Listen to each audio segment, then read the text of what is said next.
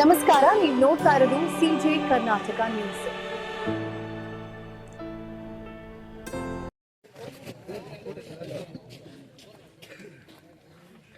ಕರ್ನಾಟಕ ಸರ್ಕಾರದ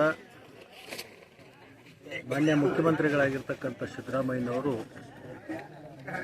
ದಾಖಲೆ ಬಜೆಟನ್ನು ಮಂಡನೆಯನ್ನು ಮಾಡಿದರು. ಬಹುತೇಕ ನನಗನ್ನಿಸುತ್ತೆ ಕರ್ನಾಟಕದಲ್ಲಿ ಸಿದ್ದರಾಮಯ್ಯನವರಷ್ಟು ಬಜೆಟ್ ಮಂಡನೆ ಮಾಡ್ತಕ್ಕಂಥ ನಾಯಕರು ಎಲ್ಲ ದಾಖಲೆಗಳನ್ನು ಇವತ್ತು ಮುರಿದು ಹೊಸ ದಾಖಲೆಯನ್ನು ಸೃಷ್ಟಿ ಮಾಡಿರ್ತಕ್ಕಂಥದ್ದು ನಾನು ಮಾನ್ಯ ಮುಖ್ಯಮಂತ್ರಿಗಳಾಗಿರ್ತಕ್ಕಂಥ ಸನ್ಮಾನ್ಯ ಸಿದ್ದರಾಮಯ್ಯನವರಿಗೆ ಅಭಿನಂದನೆಗಳನ್ನು ಈ ಸಂದರ್ಭದಲ್ಲಿ ಹೇಳಲಿಕ್ಕೆ ಬಯಸ್ತೀನಿ. 17ನೇ ಬಜೆಟದಲ್ಲಿ ಸರ್ವರನ್ನು ಸಮಾನತೆಯಿಂದ ತಗೊಂಡು ಹೋಗಬೇಕಂತಕ್ಕಂಥ ಒಂದು ಆಲೋಚನೆಯನ್ನು ಇಟ್ಕೊಂಡು ದೂರದೃಷ್ಟಿಯನ್ನು ಇಟ್ಕೊಂಡು ಇವತ್ತು ಬಜೆಟನ್ನು ಮಂಡನೆ ಮಾಡಿದೆ. ಅನೇಕ ವರ್ಷಗಳಿಂದ ಕರ್ನಾಟಕದಲ್ಲಿ ನಿರುದ್ಯೋಗ ಸಮಸ್ಯೆ ತಾಂಡಾಡ್ತಿತ್ತು. ಆ ನಿರುದ್ಯೋಗ ಸಮಸ್ಯೆಯನ್ನು ಬಗೆಹರಿಸ್ತಕ್ಕಂಥ ಕೆಲಸಕ್ಕೆ ಇವತ್ತು ಬಜೆಟದಲ್ಲಿ ಸುಮಾರು 57,000ಕ್ಕಿಂತಲೂ ಹೆಚ್ಚು ಯುವಕರಿಗೆ ಉದ್ಯೋಗವನ್ನು ಕೊಡಲಿಕ್ಕೆ ಸರ್ಕಾರದ ಹುದ್ದೆಗಳನ್ನು ತುಂಬುವಂಥದ್ದಕ್ಕೆ ಇವತ್ತು ಚಾಲನೆ ಕೊಟ್ಟಿರ್ತಕ್ಕಂಥ, ಅದರ ಜೊತೆಗೆ ಹೆಚ್ಚು ಶಿಕ್ಷಣಕ್ಕೆ ಒತ್ತನ್ನು ಕೊಟ್ಟಿರ್ತಕ್ಕಂಥ. ಸಮಾಜ ಸದೃಢ ಆಗಬೇಕಾದ್ರೆ ಶಿಕ್ಷಣ ಅವಶ್ಯಕತೆ ಇದೆ. ಆ ಶಿಕ್ಷಣಕ್ಕೆ ಸಮಾಜ ಕಲ್ಯಾಣ ಇಲಾಖೆ ಇರ್ಬೋದು, ಅಲ್ಪಸಂಖ್ಯಾತರು ಇರ್ಬೋದು, ಸಾರ್ವಜನಿಕ ಶಿಕ್ಷಣ ಇಲಾಖೆ ಇರ್ಬೋದು, ಅನೇಕ ಕಡೆ ಶಿಕ್ಷಣಕ್ಕೆ ಹೆಚ್ಚು ಒತ್ತನ್ನು ಕೊಟ್ಟಿರ್ತಕ್ಕಂಥದ್ದು ಇವತ್ತು ವಿಶೇಷವಾಗಿ ಅದರಲ್ಲಿ ಕೃಷಿ ಸಂಬಂಧಪಟ್ಟಿರ್ತಕ್ಕಂಥ ರೈತನ ಮಕ್ಕಳು ಶಿಕ್ಷಣದಿಂದ ಒಂದು ಉನ್ನತ ಶಿಕ್ಷಣವನ್ನು ಕಲಿತು ಅವರು ಕೃಷಿಯಲ್ಲಿ ಹೆಚ್ಚು ಲಾಭದಾಯಕ ಕೃಷಿಯನ್ನು ಮಾಡಬೇಕಾದ್ರೆ ಕೃಷಿ ಕಾಲೇಜುಗಳನ್ನು ಮಾಡಬೇಕಾಗ್ತದೆ. ರಾಜ್ಯದಲ್ಲಿ 2 ಕೃಷಿಗೆ ಸಂಬಂಧಪಟ್ಟಂಥ ಹೊಸ ಶಾಲೆಗಳನ್ನು ತೆಗಿಲಿಕ್ಕೆ, ಕಾಲೇಜುಗಳನ್ನು ತೆಗಿಲಿಕ್ಕೆ, ಒಂದು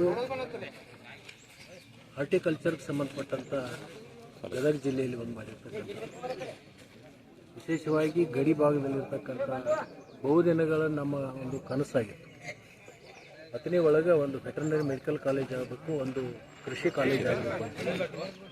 ಅದಕ್ಕಾಗಿ 100 ಎಕರೆ ಜಮೀನನ್ನು ನಾವು ಕಾಯ್ದಿರಿಸಿದ್ದೀವಿ. ಸುಮಾರು 500 ಕೋಟಿಗಿಂತಲೂ ಹೆಚ್ಚು ಅದಕ್ಕೆ ವೆಚ್ಚ ತಗಲ್ತಕ್ಕಂಥ ಒಂದು ಕೃಷಿ ಕಾಲೇಜಕ್ಕೆ ಮುಂದಿನ ದಿವಸ ಬಜೆಟಲ್ಲಿ ಅದಕ್ಕೆ ಹಂತ 1, ಹಂತ 2 ಅಂತೇಳಿ ಒಳ್ಳೆ ಹಂತದ ಒಂದು ಹಣಕಾಸಿನ ವ್ಯವಸ್ಥೆಯನ್ನು ಮಾಡಲಿಕ್ಕೆ ಘೋಷಣೆಯನ್ನು ಮಾಡಿರ್ತಕ್ಕಂಥದ್ದು. ಬಹುಶಃ ಬೆಳಗಾವಿ, ಬಿಜಾಪುರ, ಬಾಗಲಕೋಟೆ ಸುತ್ತಮುತ್ತಲಿರ್ತಕ್ಕಂಥ 3-4 ಜಿಲ್ಲೆಗಳಿಗೆ ಇದರದ ಸಂಪೂರ್ಣ ಕೃಷಿ ಕಾಲೇಜದ ಲಾಭ ಸಿಗ್ತಿದೆ ಅಂತಕ್ಕಂಥದ್ದನ್ನು ಈ ಒಂದು ಸಂದರ್ಭದಲ್ಲಿ ನಾನು ಹೇಳಲಿಕ್ಕೆ ಬಯಸಿ, ವಿಶೇಷವಾಗಿ ಸಿದ್ದರಾಮಯ್ಯನವರಿಗೆ ನಾನು ವಿಶೇಷವಾಗಿರ್ತಕ್ಕಂಥ ಅಭಿನಂದನೆಗಳನ್ನು ಹೇಳ್ತೀನಿ. ಅದರ ಜೊತೆಗೆ ಕೃಷ್ಣಾ ಮೇಲ್ದಂಡೆ ಯೋಜನೆ 519 ಇರ್ತಕ್ಕಂಥದ್ದನ್ನು 524 ಮಾಡಲಿಕ್ಕೆ ಬಹುದಿನಗಳಿಂದ ಒಂದು ಈ ಭಾಗದ ಕೃಷ್ಣಾ ಮೇಲ್ದಂಡೆ ಯೋಜನೆ ನೆನಗುದಿಗೆ ಬಿದ್ದಿತ್ತು. ಅದಕ್ಕೋಸ್ಕರ ಏನು ಮುಳುಗಡೆ ಆಗ್ತಕ್ಕಂಥ ರೈತರ ಜಮೀನನ್ನು ಪರಿಹಾರ ಕೊಡ್ತಕ್ಕಂಥದ್ದೇನಿತ್ತು, ಪರಿಹಾರ ದರನೂ ಕೂಡ ಇವತ್ತು ಘೋಷಣೆ ಮಾಡಿದ್ದಾರೆ. ಒಣ ಬೇಸಾಯಕ್ಕೆ ಎಕರೆಗೆ 30 ಲಕ್ಷ, ನೀರಾವರಿ ಇರ್ತಕ್ಕಂಥದ್ದಕ್ಕೆ ಎಕರೆಗೆ 40 ಲಕ್ಷ ಪರಿಹಾರವನ್ನು ಕೊಡೋದ್ರ ಜೊತೆಗೆ ಅದಕ್ಕೆ ವಿಶೇಷವಾಗಿರ್ತಕ್ಕಂಥ ಅನುದಾನವನ್ನು ಕೂಡ ಇವತ್ತು ಬಜೆಟ್ನಲ್ಲಿ ಘೋಷಣೆ ಆಗಿರೋದು ಉತ್ತರ ಕರ್ನಾಟಕದ ಕೃಷ್ಣಾ ಮೇಲ್ದಂಡೆ ಯೋಜನೆ ಭಾಗದಲ್ಲಿರ್ತಕ್ಕಂಥ ರೈತರಿಗೆ 2 ಥರದ ಲಾಭ. ಒಂದು, ಜಮೀನನ್ನು ಕಳ್ಕೊಳ್ತಕ್ಕಂಥವ್ರ ರೈತರಿಗೆ ಉತ್ತಮವಾಗಿರ್ತಕ್ಕಂಥ ದರ, ಮತ್ತು ಈಗೇನು ನಾವು ಸೌಳು ಜೋಳ ಆಗ್ತಾ ಇದೆಯೋ ಅದಕ್ಕೆ ಪರಿಹಾರ ಕೊಟ್ಟಂಗೆ ಆಗ್ತದೆ.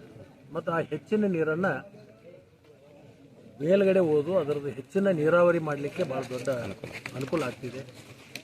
ಅದರಿಂದ ಭಾಳ ಉತ್ತರ ಕರ್ನಾಟಕಕ್ಕೆ ಹೆಚ್ಚು ಅಭಿವೃದ್ಧಿಯನ್ನು ಮಾಡಲಿಕ್ಕೆ ಅದು ಸಾಧ್ಯ ಆಗ್ತಿದೆ ಅಂತಕ್ಕಂಥದ್ದನ್ನು ಈ ಸಂದರ್ಭದಲ್ಲಿ ಹೇಳಿ, ಇಂಥ ಹಲವಾರು ಯೋಜನೆಗಳನ್ನು ದೂರದೃಷ್ಟಿಯನ್ನು ಇಟ್ಕೊಂಡು ಮಂಡನೆ ಮಾಡಿರ್ತಕ್ಕಂಥ ಇದೊಂದು ಬಜೆಟು. ಈ ಬಜೆಟನ್ನು ನಾವು ಅತ್ಯಂತ ಗೌರವದಿಂದ ಇದನ್ನು ಸ್ವಾಗತ ಮಾಡಿ ಮುಖ್ಯಮಂತ್ರಿಗಳಿಗೆ ಅಭಿನಂದನೆ.